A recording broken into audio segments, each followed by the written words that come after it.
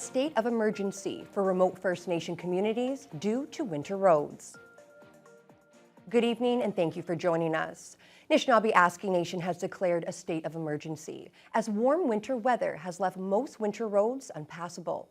The situation impacts most of the 30 isolated First Nations that are dependent on the winter roads for transportation, and they're asking for immediate support to help transport essential goods. Lee Noonan has more. The chiefs of Anishinaabe Nation have declared a winter road state of emergency. They voted during their winter assembly, which just wrapped up in Thunder Bay. They're calling on both federal and provincial governments to subsidize air transport of essential goods. If you can't truck anything in, you have to fly it in, and that's way more expensive than just using the road. And that's where we will need Ontario and Canada to step up and support our communities that have to fly in fuel and any other materials for this upcoming year. Federal Minister of Indigenous Services, Patty Haidu, says she's committed to Fiddler that the funding will be there to transport essentials like food, fuel, and medical supplies, but says that moving construction materials and heavy equipment will be the real challenge. Things that we know we're going to need, communities are going to need to build housing, to build community centers, to build new schools, to build fire halls.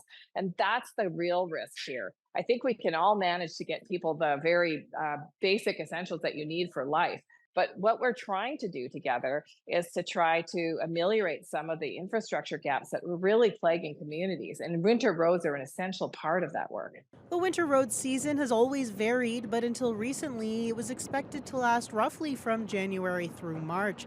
But as of now, the roads are completely impassable for most of the 30 NAN communities that depend on the winter road network. For 10 of the communities, the roads are open to light traffic, but not to heavy transports. It's really late now in the winter road season, and typically by now we would have heavy trucks with housing materials and fuel going up, but because of just how warm it's been and the ice thickness isn't there, that they're holding and waiting and hoping that there'll be some cold weather.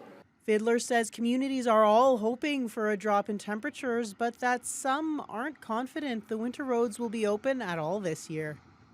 In the long term, Fiddler says a number of NAN communities are now looking into the construction of all-season roads. Lee Noonan, TBT News. Grand Chief Alvin Fiddler is putting the province on blast for failing to consult with NAN in funding their mental health services. Indigenous Services Minister Greg Rickford and Associate Minister of Mental Health and Addictions Michael Tobolo announced $2.6 million in emergency mental health funding for NAN on Monday. I've been to communities still reeling from loss who have welcomed me without fail, graciously and with respect, even though they had every reason in the world to be upset. It'll always be my goal to return that respect by listening and engaging and by behaving like a partner. During the announcement, both Tobolo and Rickford spoke about the importance of listening to First Nations and following their lead. But Fiddler says although there was some communication, there was no official meeting between NAN and the province ahead of the announcement. He adds NAN had invited the ministers to a meeting on mental health just 2 weeks ago, but they didn't attend. They're announcing money here and there, but it's not really part of an overall framework. We need to have a plan that is comprehensive and that is really based on the needs of our communities, and the way they've been operating last week and a half is just unacceptable. That we cannot operate in a way that that's at their convenience. To have meetings that works for them and not for our communities, then they just throw money at us without any real thought behind it. Fiddler says the province needs to work in a respectful way and partner with First Nations to develop programs that respond to community needs. He's still asking the province for an official meeting with all the relevant ministers at the table. In a written statement, a spokesperson for Rickford's office committed to a meeting with NAN regarding mental health funding that, quote, supports mutual priorities and objectives that improve the health, social, and economic well-being of First Nations. MP Marcus Pawlowski has announced Fedor Investments for 2 local businesses. Venshore Mechanical and BioNorth Solutions will share over $500,000 in long-term interest-free loans to support the expansion of their operations. Nev Van Pelt reports. The Government of Canada's $513,000 announcement is to support manufacturing and innovation here in northwestern Ontario. $368,000 of that is supporting Fedor Mechanical, which will help the company expand by upgrading their shop and acquiring leading-edge equipment. MP Marcus Pulowski explains that when Fedor provides interest-free loans to local businesses, they are laying the groundwork for growth and success across the region. All those kind of manufacturing processes, you need the equipment beforehand in order to actually do the mining, and that's the kind of stuff they make here. And so it means jobs for Thunder Bay, it means jobs in the company, but also people are making money who then spend it in the community. And it allows us to enhance and offer more opportunities for metal trades in Thunder Bay and keep the ebb and flow kind of smooth with the current trades that we have, where we would go from one project to the next and not have anything to fill in between. The other $150,000 is going to BioNorth Solutions to expand and upgrade their facility and acquire laboratory equipment to help them address environmental contamination problems. Everything can be better amalgamated, and it allows us for better quality control and just the ability to produce more. So we were really maxed out in our previous lab. So now we have the ability to expand by 20 times further, and that allows us to also launch our plant growth promotion product. I think they're a really interesting company. There's something that I don't think we see a lot of in Thunder Bay, which is biotechnology, which again is, I think, something that's going to be important in the future. Through these investments, it is expected that 17 jobs will be created, with 6 additional jobs expanded to full-time status and another 29 jobs maintained. Fedor Mechanical is hopeful this will mean they don't have to lay off employees at certain times of the year. The new equipment is going to allow that to hopefully be eliminated so that they can continue working 100% of the time throughout the year. We plan on hiring more, definitely. We always like to give back to the community as well. And the big thing is more jobs, bringing a very unique business more to the forefront. Nev Van Pelt, TBT News. The challenges facing Ontario's healthcare system are well known, from hours-long wait times to a lack of family doctors. Today, federal and provincial government leaders are in the Greater Toronto Area, signing an agreement to revive services. CTV's Siobhan Morris has more.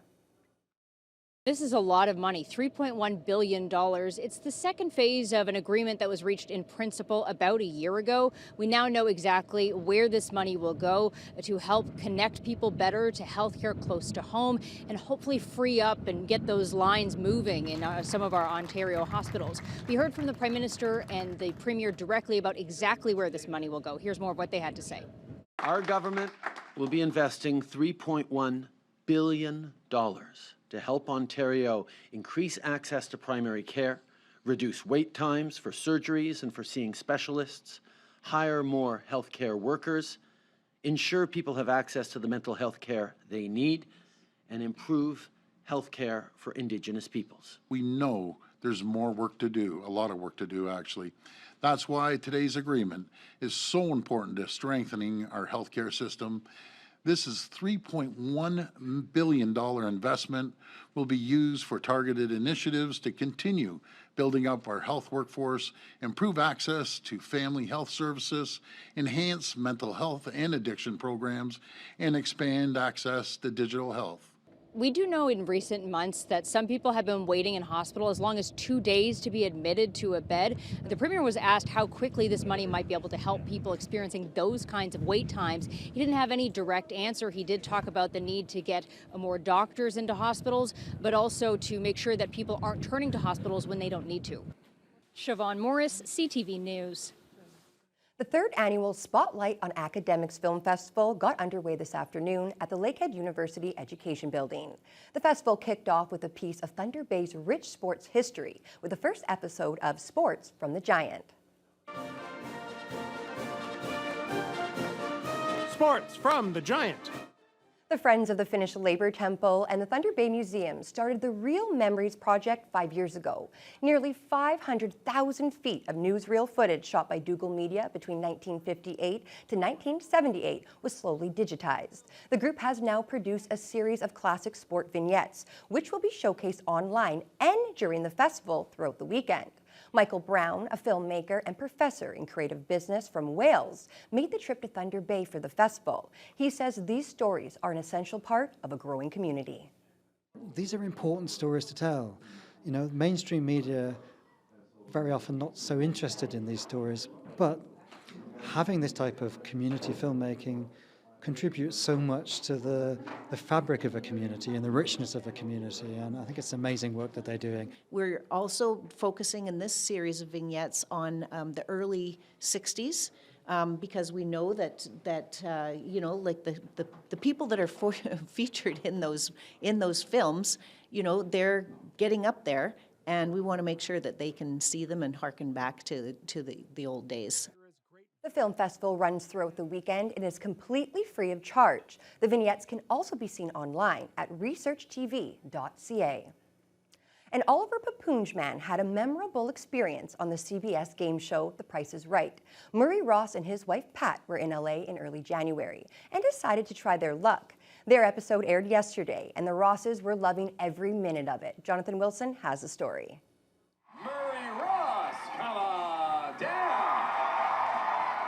Murray Ross has been watching The Price is Right for most of his life. 40 years ago, his parents went to a taping but didn't get on stage. So he was overjoyed and a bit overwhelmed when George Gray called his name. I was happy. I was hoping to get on, but you never know. And so when I got on, I just went with the flow. The first item up for bids was a set of designer shoes. Ross says he didn't know what they might cost, so he bid just $700. But fortunately for him, all the other contestants overbid. Here we go. Actual retail price, $2,935. Murray. I worked shift all my life, and it was just one of the shows that I watched every day. And, you know, I watched it when Bob Barker was the host, and then when Drew Carey came on, I thought he did a great job. So, I just kept watching it. Ross then got a chance to play Punch-a-Bunch, and after his first 3 punches only got him $1,000, the fourth one paid off big time. 1, 2, 3, 4. $5,000. 5,000 seems to be my lucky number. A year ago on Haggy TV Bingo, I won $5,000. So it seems to be my lucky number. Then on the big wheel, Ross's luck seemed to be holding as he spun an 85. It looked like he could be headed to the Showcase Showdown at the end of the show, but then the next contestant beat him by a nickel, ending his game show experience. Well, yeah, I thought I had a good shot at it with an 85, but the young lady behind me topped it with a 90. So it is what it is. Disappointed, or were you still happy to be there? Still happy to be there. I was laughing for 2 or 3 days. Pat and Murray had about a dozen friends and family over on Thursday for a viewing party of their big episode.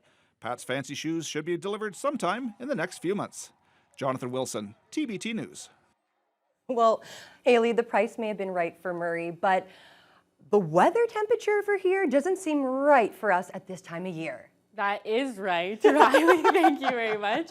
The weather right now is still above seasonal. We're expecting a high of 5 today. We got one below that, a high of 4, similar to yesterday as well.